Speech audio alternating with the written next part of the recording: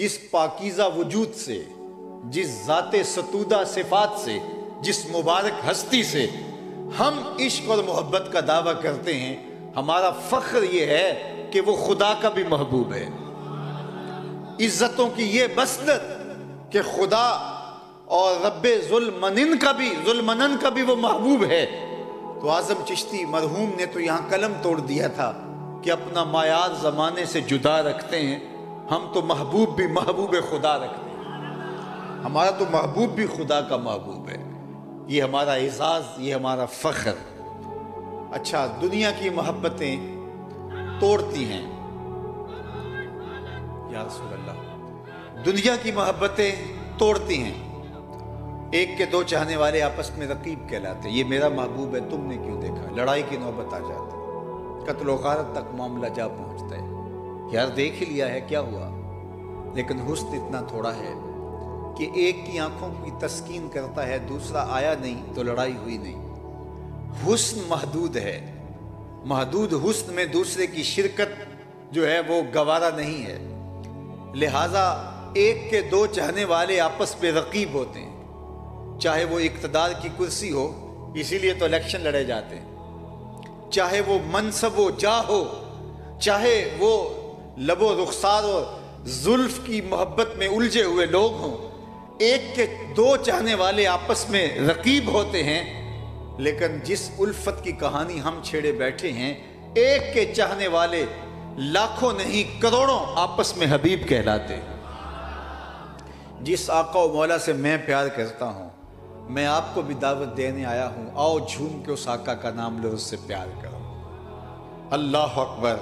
یہ محبت ہمیں وحدت کی لڑی میں پروتی ہے، وہ ناقص محبت جو تقسیم کرتی ہے۔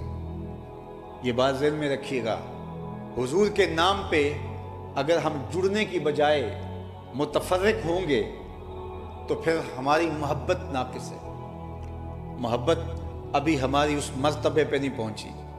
یہ تو امت کی وحدت کی ضمانت ہے، یہ تو جوڑتی ہے، اور ہم اپنی تنظیم کا بت لیے بیٹھے ہوں، شخصیت کا بت لیے بیٹھے ہوں، اپنی آرزوؤں کی پرستش کر رہے ہوں، اور اوپر نام ہم اس ذات ستودہ صفات کا رکھا ہوا ہو، تو پھر لڑائی بھی ہوگی، ایک دوسرے کے جبے بھی نوچیں گے، پگڑیاں بھی پھاڑیں گے، اور ایک دوسرے کے خلاف مقاومت اور مخالفت بھی ہوگی۔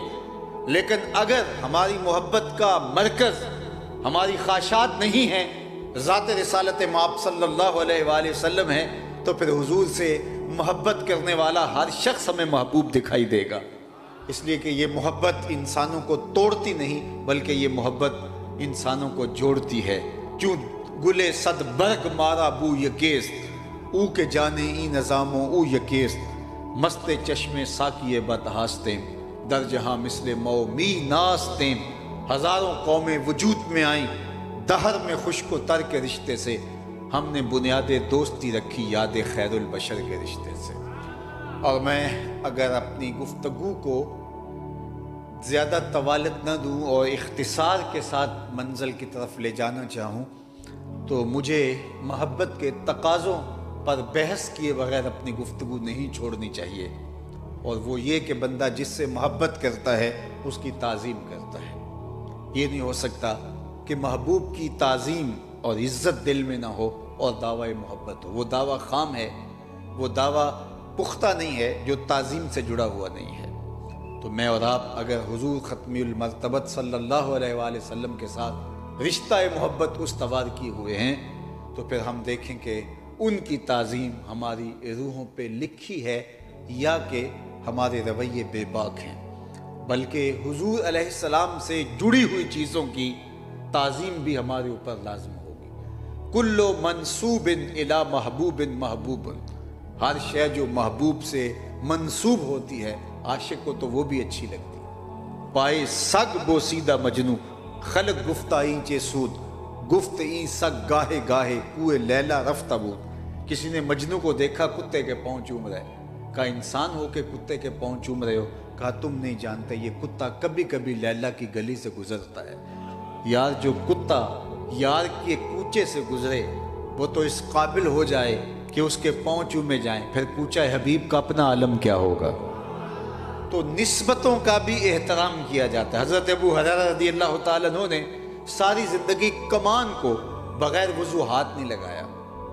تو کسی نے کہا ابو ہریرہ یہ کمان ہے اور یہ ہندوستان سے بن کے آئی ہے، یہ دور رسالت مآب میں نہیں تھی، بعد میں کسی نے بنائی اور وہاں سے اس لوہے کی بنی ہوئی کمان یہ تمہارے سامنے ہے اور تم اس کو بھی بے وضو ہاتھ نہیں لگاؤ گے۔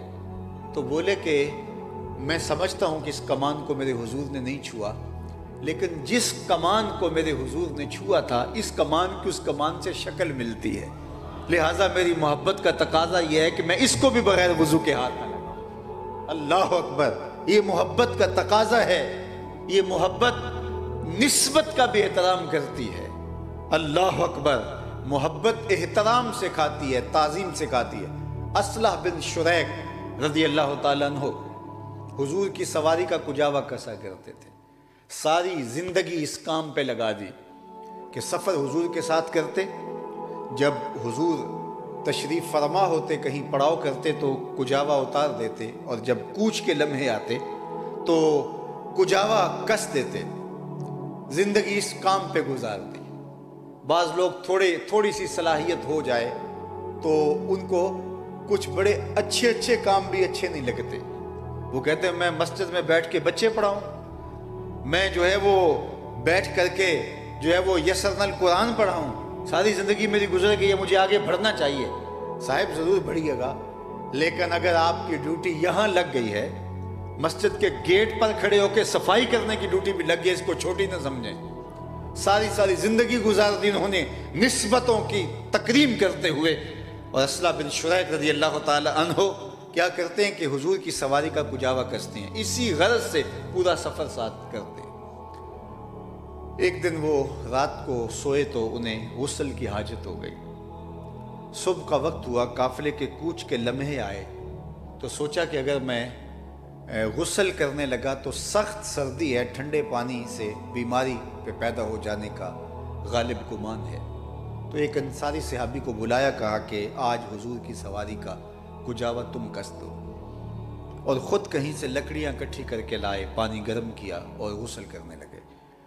خیر قافلہ کوچ کر گیا، حضور علیہ السلام تشریف فرما ہوئے سواری پہ، اور قافلہ جب چل پڑا تو یہ بعد میں غسل کر کے اپنی سواری پہ بیٹھے اور سواری کو تیز دوڑاتے ہوئے قافلے کے ساتھ شامل ہوئے۔ جو ہی ان کی سواری حضور علیہ السلام کی سواری کے قریب آئی، اللہ اکبر، میں یہ نہیں کہتا کہ مقابل آئی، وہ کسی نے کہہ دیا کہ مقابل آئی، میں کہتا ہوں مقابل نہیں، کون ہوتا ہے کہ مقابل کا لفظ بولنے والا ہے۔ ایک صحابی کہتے ہیں کہ حضور نے ایسے انگلیوں سے اشارے کر کے بتایا، پھر کہا کہ میں تمہیں بتانے کے لیے کہہ رہا ہوں کیسے، ورنہ میری انگلیاں حضور کی انگلیوں سے چھوٹی ہیں۔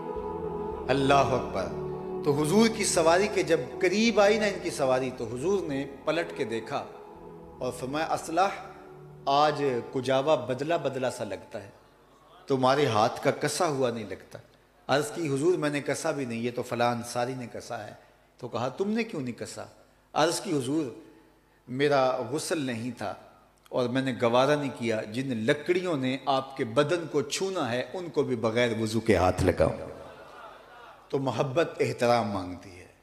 اچھا اگر آپ کی توجہ ہو تو محبت تقاضا کرتی ہے تعمیل کا، عمل کا، جو جس سے محبت کرتا ہے اس کی اطاعت کرتا ہے، یہ ضابطہ ہے۔ ایسا نہیں ہے کہ آپ کسی سے ٹوٹ کے محبت کریں لیکن اس کی بات ایک نہ مانیں۔ محبت متقاضی ہے کہ محبوب کی ہر بات کو مانا جائے۔ محبوب کی بات اور محبوب کا حکم یہ تو بڑی بلند چیز ہے، محبوب کی منشا کو محبت سمجھتی، یہ محبت کا تیور ہے، محبت کا انداز ہے کہ وہ محبوب کی منشا کو اشارہ ابرو سے سمجھ لیتی۔ اس کی مثال آپ کے سامنے رکھوں گا کہ مدینہ المنورہ کی ایک گلی سے حضور علیہ السلام گزر رہے تھے اور ایک ایسا گھر تعمیر ہو رہا تھا جس طرح کی طرز تعمیر حضور کو پسند نہیں تھی۔ گزرتے پوچھا یہ مکان کس کا ہے؟ کسی نے کہا فلاں انصاری کا۔ حضور گزر گئے، کچھ نہیں کہا۔ تو کسی نے اس انصاری کو جا بتایا کہ آقا کریم علیہ الصلاۃ والتسلیم گزرے تھے، تیرے مکان کو دیکھا، شاید پسند نہیں آیا، چہرے پہ پسندیدگی کے آثار حویدہ نہیں ہوئے۔ اس نے کدال پکڑا اور مکان کو گرا دیا اور زمین کے برابر کر دی۔ 2-4 دن کے بعد دوبارہ آقا کریم علیہ السلام کا گزر ہوا تو دیکھا کہ ملبے کا ڈھیر پڑا ہے۔ فرمایا اس صحابی کو بلایا گیا، کہا میں گزرا تھا تیرا مکان دیکھا تھا اور آج یہ ملبے کا ڈھیر دیکھ رہا ہوں۔ اس نے کہا حضور میں نے گرا دیا۔ فرمایا کیوں؟ عرض کی سنا تھا آپ کو پسند نہیں، سنا تھا آپ کو پسند نہیں۔ میں اور آپ دیکھیں ہمارا کیا کیا حضور کو پسند نہیں، سر سے لے کر پاؤں تک، عقیقے سے لے کر ولیمے تک، کاروبار سے لے کے انداز سیاست تک، گھریلو زندگی سے لے کر کے اپنے معاملات حیات تک، ہم دیکھیں ہمارا کیا کیا حضور کو پسند نہیں۔ میرے استاد فرمایا کرتے تھے یہ نہ ہو کہ لوگ تمہیں پوچھیں تم کون ہوتے اور تم کہو کہ ہاں ہم مسلمان ہوتے ہیں، یہ دیکھو مذہب کے خانے میں اسلام لکھا ہے۔ آپ فرمایا کرتے تھے صاحب کسی کو پوچھنا نہ پڑے، تمہیں بتانے کی نوبت نہ آئے، تم دور سے آ رہے ہو، لوگ پہچان کے کہیں وہ دیکھو حضور کا غلام آ رہا ہے۔ نور آنکھوں میں تو چہروں پہ اجالے ہوں گے، مصطفیٰ والوں کے انداز نرالے، دور سے پہچانا جائے حضور کا غلام ہے۔ لیکن میں ایک اور بات کہتا ہوں اور وہ یہ کہ تم دور سے آ رہے ہو تو پہچانے جاؤ حضور کے غلام ہو، لیکن قریب آؤ تو پھر بھی پتہ چلے حضور کے غلام ہو۔ یہ نہ ہو کہ دور سے تو پتہ لگے یہ عاشق رسول آ رہا ہے، دور سے آؤ تو پتہ چلے یہ غلام رسول آ رہا ہے، یہ بڑا پکا مسلمان آ رہا ہے، لیکن تمہارے کوئی نیڑے ہو کے دیکھے، تم اس سے کاروبار کر کے دیکھو، اور کسی سے رشتہ داری ہو جائے، کسی سے قرض لے لو، پھر پتہ چلے کہ دور دور سے تو اچھا مسلمان لگتا تھا، رشتہ داری کر کے دیکھا یہ تو کچھ اور نکلا، کاروبار کر کے دیکھا، ادھار دے کے دیکھا، دور سے تو بڑا عاشق رسول لگتا تھا، لیکن نیڑے ہو کر دیکھا تو یہ تو کچھ اور نکلا، اس کے لہجے میں یوں تو برف تھی لیکن جو چھو کے دیکھا تو ہاتھ چل گئے۔ تو یہ نہیں کہ تم دور سے اچھے دکھائی دو اور جب قریب آؤ تو تم موذی لگو، نہیں، تم دور سے بھی اچھے دکھائی دو اور جب کوئی تمہارے نیڑے آئے تو تمہارے دامن سے پھوٹتی مہک سے اس کے مشام ہستی معطر ہوتے چلے جائیں۔ تمہارے سے رشتہ داری کر کے دیکھے، کاروباری سانجھ کر کے دیکھے تو پتہ چلے کہ عاشق رسول یہ ہوا کرتے ہیں اور حضور کے غلاموں کے یہ تیور ہوا کرتے ہیں۔ تو آؤ حضور علیہ السلام کی محبت، حضور کا پیار اپنی روحوں میں جذب کر لو اور ان کے بتائے ہوئے طریقے حیات کے مطابق زندگی بسر کر